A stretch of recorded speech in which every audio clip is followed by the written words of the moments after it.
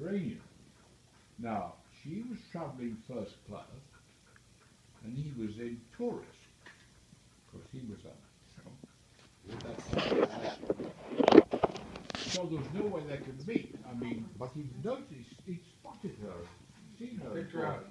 You know, nice-looking lady. He thought he'd like make the acquaintance. Now, as good luck would have it, the boat was torpedoed.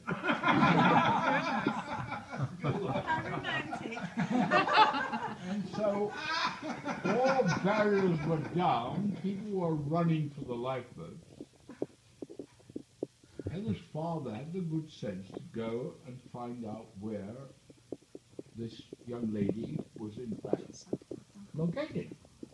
And she was in her cabin, worried sick because someone had stolen her life belt. Really? Everyone had life belts, but someone had taken hers. So, being the gentleman he was, he gave her his life belt and helped her over into the lifeboat. They were then picked up by, I think, a Japanese vessel, and they were heading out. Both she and he were both heading out to Hong Kong. Oh, actually, no, she was going on to Shanghai, but the point is they were both heading in the same general direction.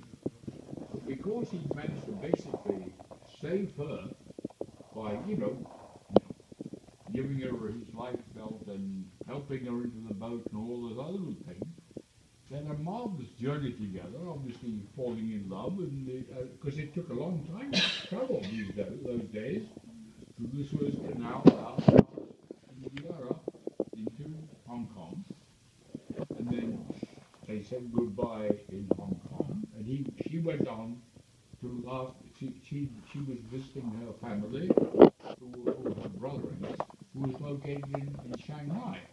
In those days there were strong British colonies and groups of merchants and stuff in both Hong Kong and Shanghai. Mm-hmm. So he obviously corresponded with this young lady and finally managed to break loose and go up to Shanghai and managed to convince her to marry him. Wow. So that's how my dear wife's parents met, thanks to a torpedo. Incredible. Oh, there we are. Okay, the photographs in the sheet I'm handing out, there's a lovely one of Heather when she was about a couple, 2 years old. But the ones in this album are all her growing up years in Hong Kong. But I think the one that I really like is this one, which shows her father in his pith helmet, which is the way these guys... See, he was... Oh, yeah. He was a civil engineer. Wow. And he ended up actually head of that division in Hong Kong by the time he retired. Let me get my glasses. Now, what happened was that, it's interesting, the people in Hong Kong in the 30s recognized clearly the threat from the Japanese, because the Japanese invaded China, and they realized that it was only a matter of time before the Japanese moved in to take over places like Shanghai and Hong Kong. So what happened was that the British Civil Service in Hong Kong advised people, where possible, to take early retirement.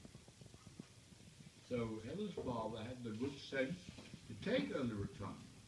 He sent Heather's mother and the children back to England before he did, and then he took early retirement in about 1936, and they moved to England, the whole lot of them. Now the interesting thing is this: his pension. See, then he was a pension. Retired civil servant. His pension came to the Hong Kong Shanghai Bank. And he had the smarts to realize that the Japanese did in fact take over.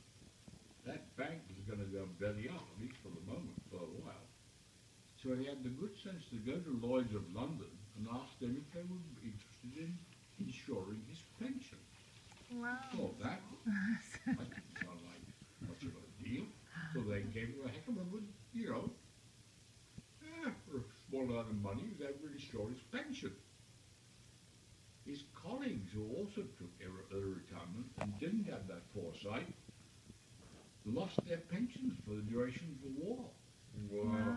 So he was in good shape because Lloyds were paying him his pension. It's insurance. And the rest of the guys, or many of his colleagues, were just simply going around begging for money from relatives. Oh, God. Anyway, he had the good sense. Again, this guy had a lot of foresight. He was really a bright guy. I think Heather inherited many of these attributes. What they did, he looked around and he found this lovely Georgian house called Millbank, which had a beautiful property out in the country near the town of Malvern. You probably don't know this area, but Malvern is near the border between England and Wales. Yes. Malvern is just in the, I mean, you can look up from the Malvern Hills, you can see into Wales. It's that area. And he found this lovely property that they bought. And it was a small farm. He had a certain amount of capital and stuff. And of course, during World War II, if you had your own cows and things like that, this was a big help because you were able to draw on the milk and the butter and all the stuff went with that. You could barter that in with people for other things. So they got sailed for the war without really much of a, not much of a serious problem. With the rest of us having a rough time as Russians went down during World War II. Absolutely, yeah. We lost a lot of weight in those days. Yeah, for sure. But Heather had inherited an awful lot from the, this sort of background. And For love of gardening. I'm sorry. For love of gardening. Yeah. The Oh, farm. Yes. I think that could have been it. Yes. Farm's awesome. We did get to visit the farm. Yeah, we visited. Yeah.